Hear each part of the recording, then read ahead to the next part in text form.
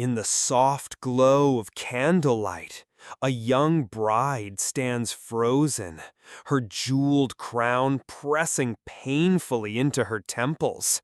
She is barely 14. The man beside her is her uncle, twice her age, twice her size. The court applauds, the church blesses the union, and the chronicler writes, "A glorious day for the kingdom." But beneath the music and silks, there is no love here, only strategy, only the cold arithmetic of power. Royal marriages have always been dressed in the colors of romance, embroidered with the language of honor and divine will. But the truth is more twisted than any fairy tale could admit. Kings and queens did not marry for love. They married for land, for armies, for gold, and sometimes to keep their bloodline pure. It sounds noble, pure blood, but in practice, it meant something far darker. Cousins marrying cousins, uncles wedding nieces, siblings bound together in holy matrimony, all under the approving gaze of both crown and cross. In the eyes of rulers, the human body was a tool, a vessel for power. And marriage was the most valuable contract of all. This was not just a European story. Across empires, from the Ptolemaic pharaohs of Egypt who married their own sisters to secure the throne, to the royal courts of medieval Europe, where noble families drew elaborate family trees that twisted back upon themselves, marriage was a political weapon. It was inked in treaties, sealed in wax, and enforced with blood. And when I say enforced with blood, I mean it quite literally. Some unions were arranged before the bride and groom had even spoken their first words as children. Once betrothed, they were bound, even if it meant destroying their bodies, their minds, and the very genetic strength of their dynasty. Take, for example, the Habsburgs, the most powerful dynasty in Europe for centuries. Their desire to keep the blood of the house untouched by outsiders produced generation after generation of rulers with increasingly visible deformities and hidden ailments. By the time Charles II of Spain was born, his family tree was more a tightly wound knot than a branching oak. He could barely speak, struggled to chew food, and was so physically weak that many whispered he was cursed. But it wasn't a curse. It was policy. And yet, in paintings, he was shown as a magnificent monarch. Velvet robes, a commanding gaze, the embodiment of royal strength. The court artists knew the truth, but painted the illusion, because in kingdoms, illusions were worth more than reality. This is the paradox of royal marriage. The public saw golden carriages, silk gowns, and cathedral bells.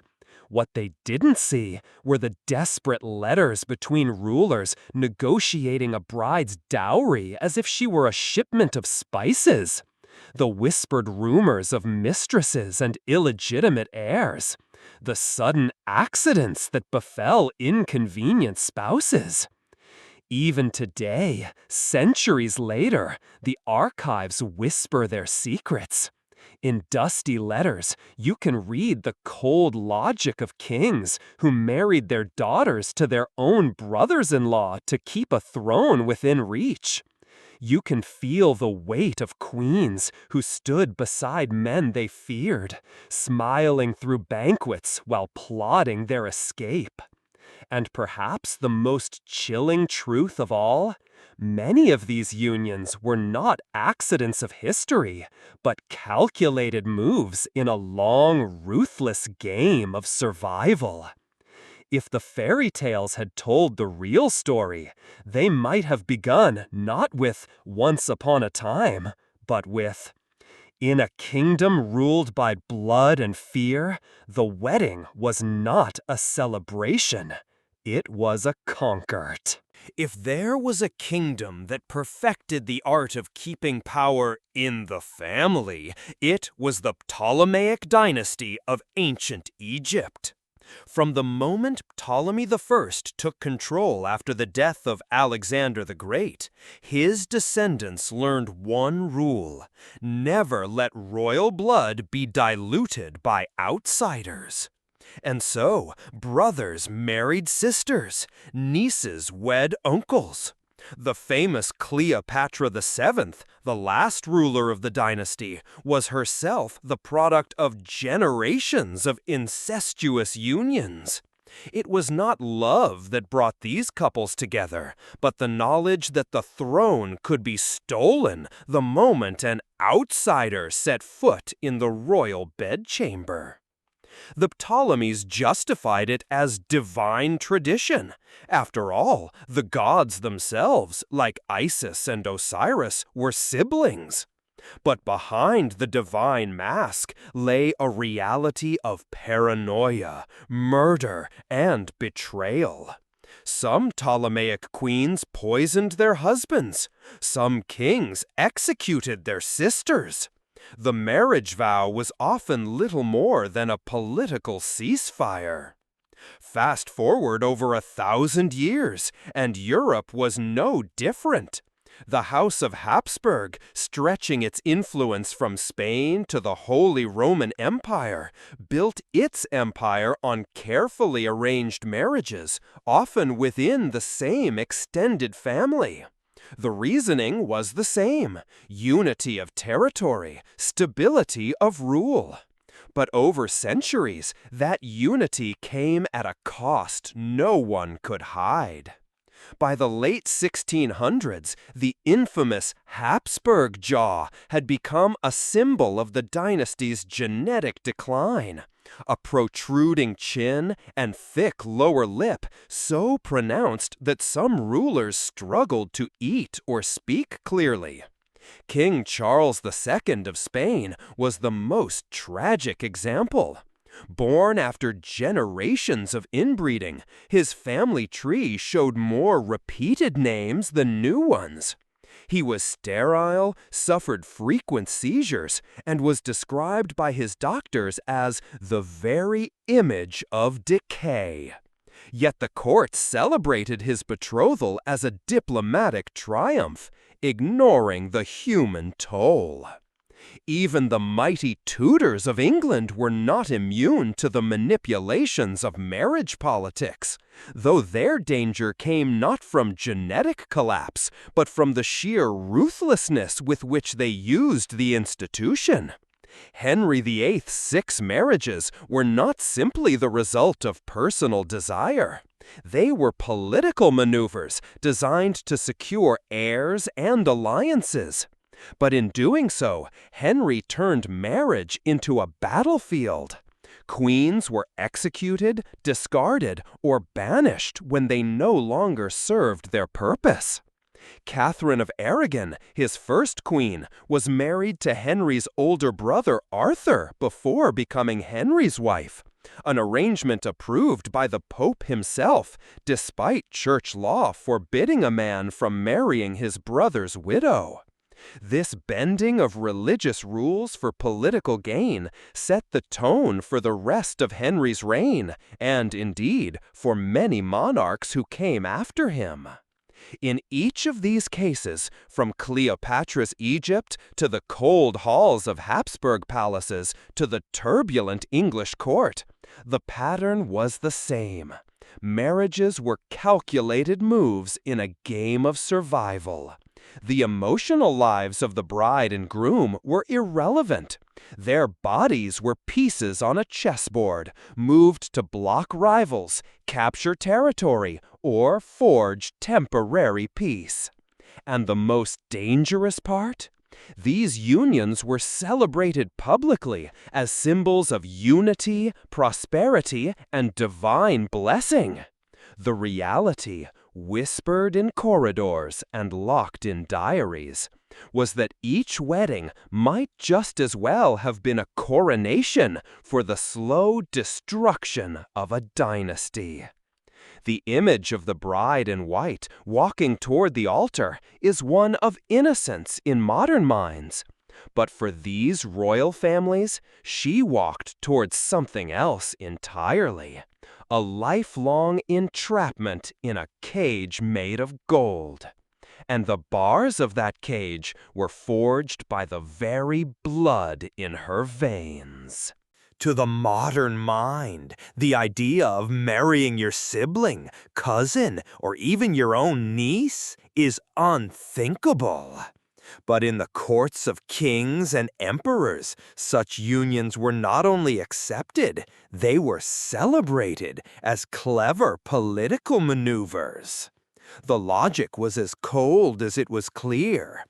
Outsiders could not be trusted with the throne. A foreign husband might bring his own advisors, his own ambitions, and, worst of all, his own heirs, who could lay claim to lands meant to stay within the dynasty. By keeping marriages in the family, rulers could tighten their grip on power, ensuring that every drop of royal blood stayed under their control.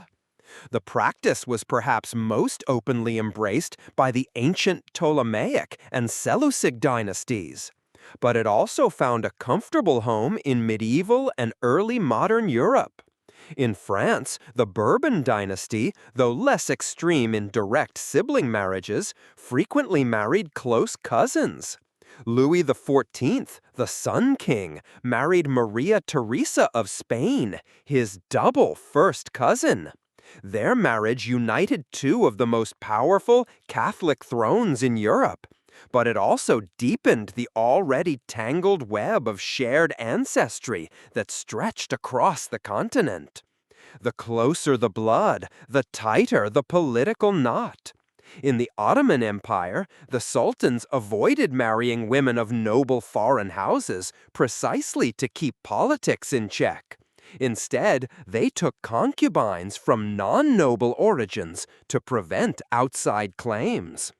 Yet, in their provincial vassal states and allied dynasties, intermarriage within elite families remained a way to maintain regional control.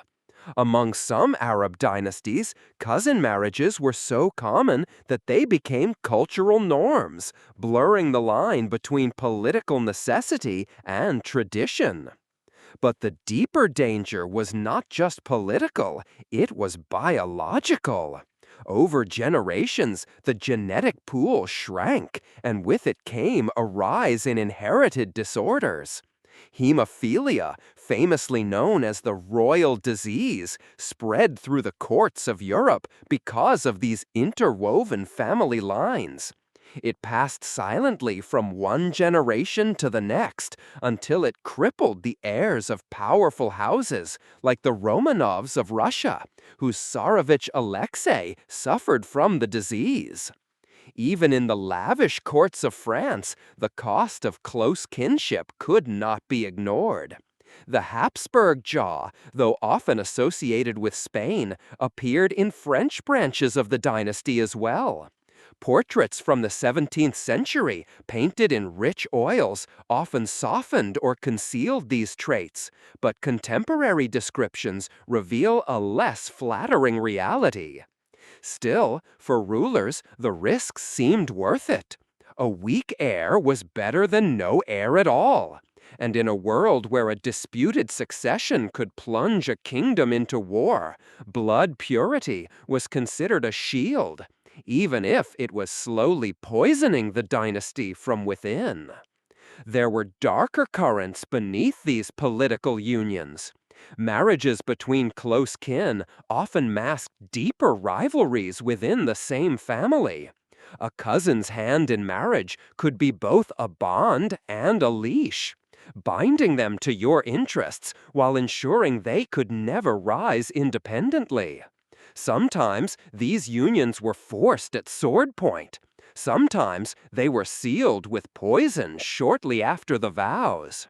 One chilling case comes from the Levant in the 13th century, where rival branches of a ruling family sought to end their feud through marriage between first cousins. The bride, barely 13, was paraded through the capital as a symbol of unity. Within a year, her husband was dead under suspicious circumstances, and she was remarried to his younger brother, also her cousin, to keep the alliance alive. Her personal life was irrelevant. Her womb was a political tool. Her blood a currency. Across cultures, the same truth emerged. Love was never the reason. Blood was power. And the closer that blood, the stronger, or more dangerous, the power became. In the end, these marriages were less about unity than they were about control. And as we look back through the gilded portraits, the velvet-draped ceremonies, and the golden rings, we must remember, each was also a chain forged from blood, locked around the neck of a dynasty. Royal portraits tell lies. In oil and gold leaf, kings and queens stand proud, gazing into eternity. But look beyond the canvas, into the archives, and you will find the cracks, sometimes literal, in their bones. Generations of intermarriage had a price, and no dynasty could escape it forever. The most infamous case, the Habsburgs, left us a medical record written in their faces. The Habsburg jaw, or mandibular prognathism, was not merely a cosmetic quirk. It was the result of repeated inbreeding over centuries. It caused difficulty chewing, chronic jaw pain, and speech problems. Some monarchs spoke with a permanent lisp. Others avoided public speaking altogether, afraid their subjects would see their weakness. Charles II of Spain was the final and most tragic product of this policy. His medical records describe him as physically frail, mentally slow, and plagued with seizures. He was sterile, the ultimate failure for a royal whose sole duty was to produce an heir. His autopsy revealed a heart the size of a peppercorn and lungs blackened with fluid. But his condition was not a curse from God, as his people once believed. It was a slow, calculated consequence of his family's obsession with pure blood. Hemophilia, the so-called royal disease, haunted another branch of Europe's monarchies. Passed silently through generations, it made simple injuries deadly. Queen Victoria of Britain was a carrier, unknowingly passing it to her descendants, including the Russian Tsarevich Alexei. His bleeding disorder became a state secret, one so dangerous that it brought the mystic Rasputin into the heart of the Romanov court. The life of a boy and the stability of an empire were both hanging by a thread of blood. But not all damage was visible in the body. Some consequences hid in the mind. Depression, anxiety, paranoia, these ran rampant through inbred dynasties. Historians now suspect that many monarchs who were described as eccentric, melancholic, or mad may have been suffering from genetic neurological conditions. In the French Valois court, King Charles VI, known as Charles the Mad, would sometimes forget who he was, believing he was made of glass and would shatter if touched. The Ptolemaic dynasty's later rulers in Egypt also showed signs of decline. Cleopatra VII's siblings died young, murdered, or mysteriously ill after years of political marriage and betrayal. Whether their early deaths were purely political or partly genetic remains debated, but the pattern was impossible to ignore. Physical weakness in a ruler was more than a personal tragedy. It was a political crisis. A king unable to ride into battle, speak clearly, or produce heirs was a liability. And in the ruthless world of dynastic politics, liabilities were replaced. Sometimes discreetly, sometimes violently. And yet, despite the evidence, royal houses clung to the belief that pure blood was worth any sacrifice. This belief was not merely tradition, it was propaganda. It told the people that their rulers were set apart, touched by the divine, not mere mortals like them.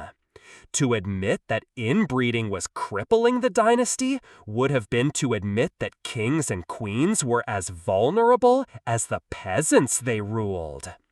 But the portraits could only hide so much.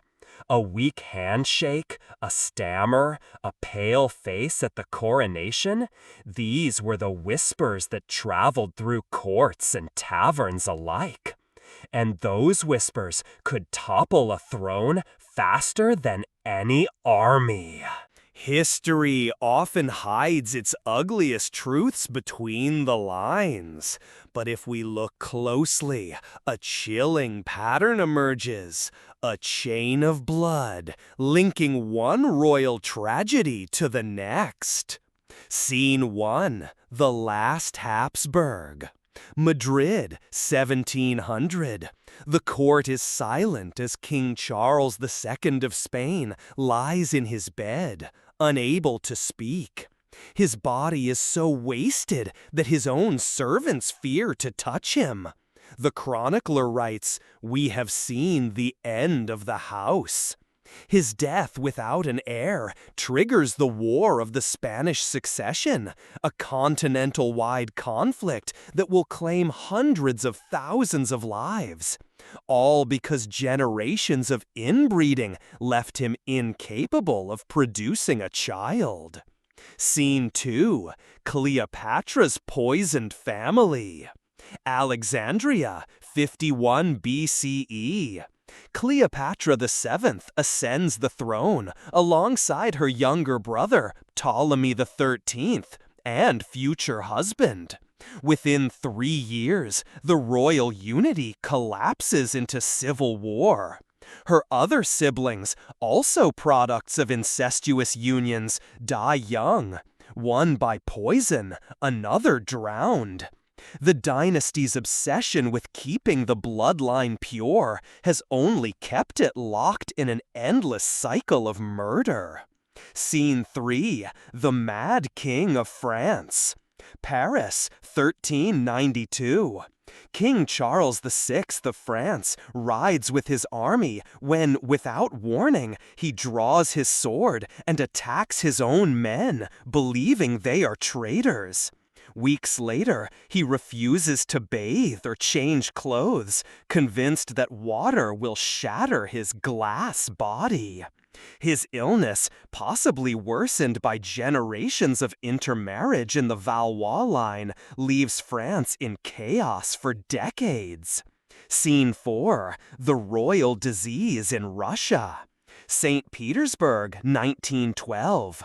In a dim nursery, the young Tsarevich Alexei lies pale and trembling, a simple bruise having swollen into a life-threatening hemorrhage. His parents, Tsar Nicholas II and Empress Alexandra, keep the truth hidden from the empire. Hemophilia, inherited from his grandmother, Queen Victoria, is killing the boy slowly. Desperate, they invite the mystic Rasputin into the palace, setting in motion a chain of events that will help destroy the Romanov dynasty. Scene 5, the Bourbon cousin marriage. Versailles, 1660. Louis XIV of France weds Maria Theresa of Spain, his double first cousin. The marriage is celebrated as a triumph of Catholic unity, but it comes at a cost. Their only surviving son dies young, and the union deepens the already dangerous web of shared ancestry.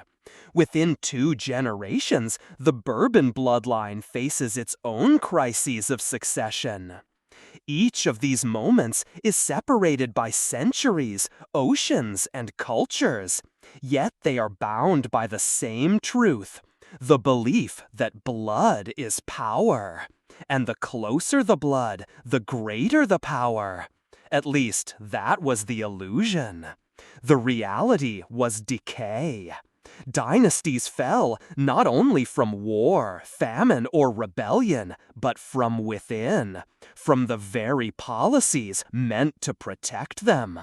The chain of blood was not a line of glory, but a noose slowly tightening around the necks of kings and queens. For centuries, noble blood was the most valuable currency a monarch could possess. Chroniclers spoke of it in reverent tones. Priests blessed it as divinely chosen. Artists painted it as if it glowed beneath the skin. The people were told that noble blood was different from their own, purer, stronger, destined to rule. And because they believed it, they obeyed. They accepted crushing taxes, bent their knees in court, and sent their sons to die in wars for kings and queens they had never met. But behind the walls of palaces, the truth was rotting. The noble blood was not stronger. It was weaker, drained by generations of inbreeding, haunted by diseases that no common farmer would ever know. The myth was not a blessing from heaven. It was a carefully constructed illusion, built to hide the fragility of power. Royal genealogies, once proudly displayed in illuminated manuscripts, now read like medical records of decline. Every repeated name was another tightening loop in the family's genetic noose. Every cousin marriage was another brick in the tomb they were building for themselves. The irony was cruel. The very thing they believed would protect their thrones, keeping the bloodline pure, was the same thing that made their downfall inevitable. Dynasties collapsed from within, often without a single battle. A weak king meant opportunistic nobles. A sickly heir meant succession disputes. And succession disputes meant war. When Charles II of Spain died without an heir, the entire balance of European power shifted overnight. When the Romanovs tried to hide the Tsarevich's illness, they let a mystic gain influence over the empire. When the Valois kings of France descended into madness, foreign armies carved up their lands like spoils. And yet, even in decline, monarchs clung to the image of divine blood. They understood something vital. Power does not always require strength. It requires belief. As long as their subjects believed in the magic of noble blood, the throne would stand. But belief is fragile. When the cracks in the illusion became too large to ignore, when the people saw their chosen rulers stammering, limping, or dying without heirs, the myth began to crumble. The Enlightenment struck the first real blow, replacing divine right with reason. Revolution would strike the next. The French Revolution did not just guillotine a king. It guillotined the very idea that some were born to rule and others to serve. In its place, a new belief began to grow, that bloodlines could no longer justify power. And yet, the shadows of the old myth still linger. Modern monarchies dress their traditions in romance, in charity, in ceremonial splendor. But if you peel back the layers of silk and gold, you will still find the same truth that lay in the courts of the Ptolemies and the Habsburgs. Noble blood was never pure. It was never stronger. It was simply a story. A dangerous story, told well enough to last 1,000 years. Now, the story is ending. The mask is slipping. And for the first time, we can see the face beneath. Pale, tired, and all too human. Look at the portraits. Look at the crowns, the jewels, the silk robes. That is the story they wanted you to believe. The story of noble blood, of divine right, of rulers born to lead. Now look again. See the tremor in the king's hand, hidden under a velvet glove. See the stiffness in the queen's smile, her eyes fixed on a future she knows she cannot escape. See the shadows beneath the gold. For 1,000 years, monarchs across the world sold the same lie, that their blood made them different, better, destined to rule. And for 1,000 years, people believed it. But the truth was always there, if you looked closely enough. Noble blood was not stronger. It was weaker. It was poisoned, not by enemies, but by the hands of those who claimed to protect it. Generation after generation, they married cousins, nieces, brothers, sisters, all in the name of keeping their power pure. And with every wedding, they built another link in the chain that would one day strangle them. The Habsburg jaw, the royal disease, the madness of kings. These were not accidents of fate. They were policies, deliberate, calculated, and deadly. And when the people finally saw through the illusion, the world changed. Thrones fell, crowns rolled in the dust, and the myth of noble blood began to rot in the same earth as the bodies of the kings who had believed in it. But here's the question you should be asking.